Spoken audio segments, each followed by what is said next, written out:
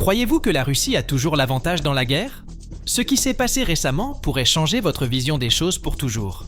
Une attaque surprise de l'infanterie russe a été complètement détruite en quelques minutes, révélant non seulement l'échec stratégique de Poutine, mais aussi la brutalité des renseignements des défenses ukrainiennes.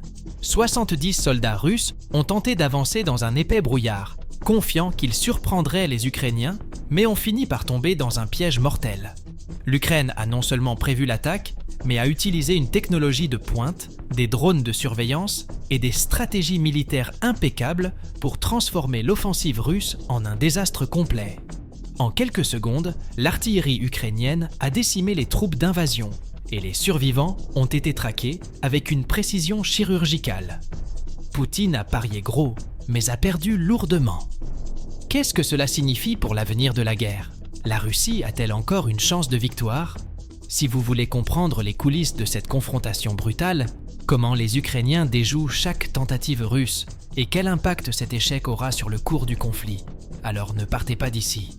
Abonnez-vous maintenant à la chaîne et activez les notifications, car ce que vous êtes sur le point de découvrir pourrait complètement changer votre vision de cette guerre. La Russie a tenté une attaque surprise dans un épais brouillard, mais la stratégie a rapidement échoué. Environ 70 soldats russes ont avancé silencieusement, comptant sur la mauvaise visibilité pour prendre les forces ukrainiennes au dépourvu. Cependant, les troupes ukrainiennes avaient déjà une longueur d'avance. Grâce à un équipement de reconnaissance avancé, les défenseurs ont détecté les mouvements de l'ennemi beaucoup plus tôt que prévu. Ce qui semblait être une opportunité parfaite pour les Russes s'est avéré être un piège mortel. Pouvez-vous imaginer la tension du moment, avec des soldats qui avançaient sans savoir qu'ils étaient sur le point de tomber dans une embuscade? L'armée ukrainienne est restée patiente, attendant que les soldats russes se rassemblent avant d'agir. Ce détail était crucial, car il permettait une attaque coordonnée qui maximisait les dégâts. Les troupes russes, ignorant qu'elles étaient surveillées, ont continué à avancer jusqu'à atteindre l'endroit idéal pour l'offensive ukrainienne. Quand ils se sont rendus compte de leur erreur, il était trop tard. L'artillerie a tiré, transformant le champ de bataille en un véritable enfer. Le bruit des obus fendant l'air fut suivi d'explosions massives et, en quelques secondes, l'avancée russe fut brutalement stoppée. L'échec de cette attaque a de graves conséquences pour Poutine, qui tente de démontrer sa force dans le conflit. Si auparavant les frappes furtives étaient une source de confiance, les généraux russes doivent désormais faire face à la réalité. L'Ukraine dispose d'une technologie et de stratégies supérieures. La guerre est devenue un jeu d'intelligence et de patience où chaque faux mouvement peut être fatal. Mais qu'est-ce qui a permis une telle précision meurtrière dans la contre-attaque ukrainienne? Le secret résidait dans les drones de surveillance équipés de caméras thermiques qui garantissaient qu'aucun soldat ennemi n'échappait à leur champ de vision. Les Ukrainiens ont non seulement anticipé l'attaque russe, mais ont également utilisé une technologie de pointe pour assurer une contre-attaque dévastatrice. À l'aide de drones équipés de caméras thermiques, ils ont suivi les moindres faits et gestes de l'ennemi, même dans le brouillard épais que les Russes croyaient être leur allié. Ces images ont révélé exactement où les troupes étaient positionnées, permettant aux artilleurs d'ajuster leurs tirs avec une précision chirurgicale. Poutine ne s'attendait certainement pas à ce que son armée soit détectée de cette manière, et encore moins à qu'elle soit décimée avant même qu'il ait pu réagir. L'impact de l'attaque a été immédiat. Dès que les soldats russes se sont concentrés au point de passage, les Ukrainiens ont ouvert le feu avec de l'artillerie lourde. La précision était impressionnante. Des grenades ont explosé au milieu de la formation ennemie, semant le chaos et le désespoir. De nombreux soldats ont tenté de fuir, mais les drones ont continué à suivre leurs mouvements, garantissant qu'aucun d'entre eux ne s'échappe. Imaginez la scène. Un groupe de soldats russes courant au milieu de la fumée et du bruit assourdissant des explosions, ne sachant pas où aller, tandis que le ciel semblait cracher du feu sur eux. L'utilisation de drones a radicalement changé la manière dont la guerre est menée en Ukraine. Auparavant, de telles attaques reposaient sur la vision limitée des soldats sur le terrain, mais désormais, la technologie permet au commandant ukrainien de tout voir d'en haut en temps réel. Cela lui confère un avantage stratégique que la Russie ne peut égaler. Si les Ukrainiens peuvent prédire et neutraliser chaque mouvement russe, qu'est-ce que cela signifie pour les futures offensives de Poutine? La réponse réside dans la prochaine grande ligne de défense, les fortifications ukrainiennes, qui se sont révélées être un obstacle insurmontable pour les envahisseurs. La ville d'Upeni est devenue un véritable cauchemar pour les soldats russes.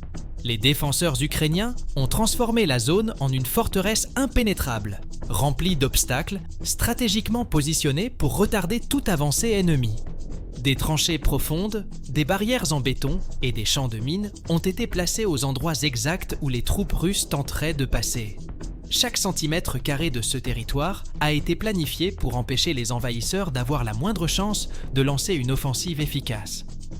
Alors que Poutine ordonnait à ses troupes de continuer à avancer, les soldats sur le terrain étaient confrontés à une réalité brutale.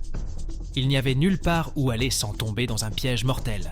Ces fortifications ont non seulement freiné l'avancée russe, mais ont également créé des points d'étranglement, où les troupes ennemies ont été obligées de se regrouper dans des espaces confinés, devenant des cibles faciles pour l'artillerie ukrainienne. À plusieurs reprises, les Russes se retrouvèrent coincés dans des impasses, sans couverture adéquate, exposés au feu précis de l'ennemi. Un exemple clair de cette stratégie a été l'installation de barrières improvisées qui ressemblaient à des passages sûrs, mais qui menaient en fait directement aux zones de tir ukrainiennes. Chaque fois que les soldats russes tentaient de se frayer un chemin, ils étaient confrontés à des tirs de mitrailleuses et à des explosions dévastatrices. Si auparavant la Russie comptait sur la puissance de son infanterie pour avancer rapidement, désormais son rythme était dicté par le génie militaire ukrainien. Chaque mètre de territoire coûte du sang et des ressources, ce qui rend toute victoire russe extrêmement coûteuse et insoutenable. L'impact psychologique sur les troupes d'invasion fut dévastateur, car elles réalisèrent que même après avoir surmonté un obstacle, il y en avait un encore pire juste devant elles. Mais outre les fortifications, il y avait un autre facteur qui rendait la situation encore plus désespérée pour les Russes. Un goulot d'étranglement naturel qui s'est transformé en un véritable piège mortel. Comme si les fortifications ukrainiennes ne constituaient pas un défi suffisant, la géographie du lieu jouait également contre les Russes. Un petit bras de rivière traversait la région, créant un point de passage unique, véritable goulot d'étranglement naturel. Ce détail apparemment insignifiant est devenu un cauchemar logistique pour l'infanterie russe, qui s'est retrouvée piégée dans une ligne désorganisée, sans marge de manœuvre pour des manœuvres rapides. Les Ukrainiens, sachant cela, patrouillaient intensément la zone, attendant le bon moment pour lancer la prochaine attaque. Imaginez la scène, des dizaines de soldats russes coincés entre l'eau et le feu ennemi, sans issue, tandis que des explosions déchiraient le sol autour d'eux. La tentative de traverser s'est transformée en un désastre complet. Dès que les Russes se sont concentrés sur le col, l'artillerie ukrainienne est entrée en action, bombardant sans pitié. Les obus d'artillerie et les armes à sous-munitions sont tombés exactement là où l'ennemi était le plus vulnérable. Le marais, déjà traître par nature, est devenu un champ de mines de débris et de corps, rendant tout mouvement encore plus difficile. Certains soldats ont tenté de battre en retraite, mais sont restés coincés dans le sol détrempé, devenant des cibles faciles pour les tireurs d'élite et les drones kamikazes FPV. La situation s'est rapidement transformée en massacre. Cette erreur stratégique de la Russie lui a coûté cher. Les troupes, déjà ébranlées par les fortifications ukrainiennes, sont désormais confrontées à un scénario encore pire. Une impasse, où chaque pas était un risque de mort. L'attaque, qui aurait dû être une offensive surprise, s'est avérée être une démonstration de vulnérabilité et d'impréparation. Mais l'humiliation n'était pas encore terminée. Les Ukrainiens, sentant la confusion de l'ennemi, décidèrent de détruire complètement toute possibilité de contre-attaque. Et c'est alors que commença la phase finale du massacre, lorsque les soldats russes réalisèrent qu'ils étaient piégés dans le goulot d'étranglement marécageux. Il était déjà trop tard. Sans possibilité de fuite et sans couverture efficace, ils sont devenus des cibles faciles pour l'artillerie ukrainienne. Les premiers coups de feu furent tirés avec des munitions conventionnelles, dévastant les rangs ennemis. Mais le véritable coup arriva peu de temps après. Les Ukrainiens ont lancé des armes à sous-munitions, conçues pour exploser en plein volume, et disperser des dizaines de petits projectiles mortels. Le résultat fut un véritable enfer d'éclats d'obus, frappant tout dans la zone. De nombreux soldats russes tombèrent instantanément, tandis que les survivants tentaient désespérément de se mettre à l'abri dans un terrain qui n'offrait tout simplement aucune issue. La situation s'est rapidement transformée en massacre. Les obus ont continué à tomber sans interruption, touchant chaque soldat, véhicule et pièces d'équipement que les Russes avaient amenés à l'offensive. Certains ont tenté de revenir en courant par le même chemin qu'ils avaient emprunté, mais la boue et les débris ont rendu toute tentative de fuite difficile. Des cris de désespoir se mêlaient au bruit des explosions alors que la force d'attaque russe était anéantie en quelques minutes. Poutine ne s'attendait certainement pas à ce que son attaque surprise se transforme en l'une des plus grandes défaites de la Russie dans la région, et l'impact de cet échec se ferait sentir non seulement sur le champ de bataille, mais aussi dans les couloirs du Kremlin. Mais les Ukrainiens ne s'arrêtent pas là. Ils savaient que certains soldats étaient encore en vie, même blessés ou choqués, et ils ne pouvaient permettre à aucun d'entre eux de s'échapper pour rapporter des détails sur la défense ukrainienne. Le nettoyage final devait être fait, et c'est exactement ce qui s'est passé. Équipés de technologies de pointe et de drones kamikazes FPV, les Ukrainiens ont entamé la phase finale de l'opération, en s'assurant qu'aucun ennemi ne survive pour raconter l'histoire. Après les bombardements dévastateurs, les forces ukrainiennes ont commencé la phase finale de l'opération, l'élimination totale des survivants. Équipés de drones kamikazes FPV, les soldats ukrainiens surveillaient chaque centimètre du champ de bataille, s'assurant qu'aucun combattant russe ne s'échappe. Tout mouvement détecté parmi les débris et les cratères d'explosion était immédiatement ciblé par des frappes chirurgicales, les drones plongeant directement sur les soldats russes encore vivants. Poutine ne s'attendait certainement pas à ce que son infanterie soit anéantie avec une telle efficacité. Pour les Ukrainiens, il ne s'agissait pas seulement d'une victoire tactique, mais d'une démonstration qu'ils avaient une longueur d'avance dans la guerre moderne. En plus des drones, les Ukrainiens ont utilisé des grenades de précision pour frapper toutes les positions ennemies encore actives. Les soldats russes qui tentaient de s'échapper en rampant ont été interceptés avant de pouvoir trouver un refuge sûr. Certains ont même hissé des drapeaux blancs, essayant de se rendre, mais les Ukrainiens n'étaient pas prêts à prendre le moindre risque. Quiconque était encore en mesure de porter une arme était traité comme une menace. Ce niveau d'efficacité dans l'élimination des ennemis a envoyé un message clair au Kremlin. La Russie peut continuer à essayer, mais chaque attaque sera un échec humiliant. L'opération a été un succès absolu. En moins d'une heure, toute l'offensive russe fut réduite à néant. Du matériel détruit, des soldats morts et aucune avancée territoriale. Ce qui aurait dû être une attaque surprise s'est transformé en un désastre colossal pour les forces de Poutine. Mais cette défaite n'était pas seulement un problème sur le champ de bataille. Les implications stratégiques de cet échec laisseraient des traces profondes sur les prochaines actions de la Russie dans la guerre contre l'Ukraine. Ce qui se passera ensuite sera encore plus inquiétant pour le Kremlin. L'échec de cette attaque surprise ne fut pas seulement une défaite militaire, mais un coup dévastateur pour le moral des forces russes et pour la stratégie de guerre du Kremlin.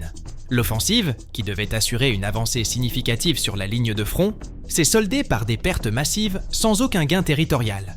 Cette catastrophe a forcé les généraux russes à reconsidérer leurs prochaines actions, car il est devenu clair que l'Ukraine non seulement anticipe les attaques russes, mais les transforme en pièges mortels. Poutine, qui cherchait une victoire rapide pour renforcer sa position politique, se trouve désormais confronté à un dilemme. Comment avancer dans une guerre où chaque faux pas coûte cher ? La défaite a également eu un impact direct sur la confiance des soldats russes. Qui accepterait de se lancer dans une nouvelle attaque, sachant que le sort de ses compagnons serait la destruction totale ? Cet effet psychologique peut être aussi destructeur que les armes elles-mêmes sur le champ de bataille. Les rapports indiquent que le mécontentement au sein des rangs russes s'accroît, les soldats étant de plus en plus hésitants à suivre des ordres qui les mettent dans des situations suicidaires. De plus, les pertes d'équipement et de ressources exercent une pression immense sur la logistique russe, forçant le Kremlin à rechercher des alternatives qui n'impliquent pas simplement de jeter davantage de troupes sur la ligne de feu. Mais si la Russie échoue dans cette attaque, que se passera-t-il ensuite ? Pour compenser l'humiliation, Poutine pourrait opter pour une nouvelle stratégie, peut-être plus agressive, ou même chercher à négocier pour tenter de geler le conflit à des conditions plus favorables. La vérité est que chaque erreur sur le champ de bataille rapproche l'Ukraine d'une victoire tactique, tout en érodant davantage la puissance de la Russie. Le monde entier observe cette guerre et la prochaine action du Kremlin pourrait déterminer le cours du conflit. Que nous apprend cette attaque russe ratée sur le cours de la guerre ? Si aucune attaque surprise ne parvient à vaincre les services de renseignement militaires ukrainiens, que reste-t-il à Poutine ? Cette confrontation a prouvé que la technologie et la stratégie l'emportent sur la force brute et que chaque erreur de la Russie ne fait qu'accélérer la détérioration du conflit. Mais le Kremlin saura-t-il tirer les leçons de cette défaite ou va-t-il redoubler d'efforts pour lancer de nouvelles offensives risquées ? La guerre en Ukraine est loin d'être terminée, Mais les signes sont clairs. La Russie est confrontée à des défis toujours plus grands, et les prochaines mesures pourraient être encore plus drastiques. Poutine va-t-il recourir à des tactiques plus extrêmes? Ou la résistance ukrainienne continuera-t-elle à contrecarrer les plans russes? Et plus important encore, qu'est-ce que cela signifie pour le reste du monde? Voulez-vous suivre tout? Ce qui se passe réellement dans cette guerre, sans filtre et sans distorsion? Alors abonnez-vous maintenant à la chaîne et activez la cloche de notification, car ici vous recevrez la vérité derrière les événements, sans tourner autour du pot. Maintenant, dites-moi, pensez-vous que la Russie peut encore inverser ce scénario, ou a-t-elle déjà perdu cette guerre? Laissez votre avis dans les commentaires.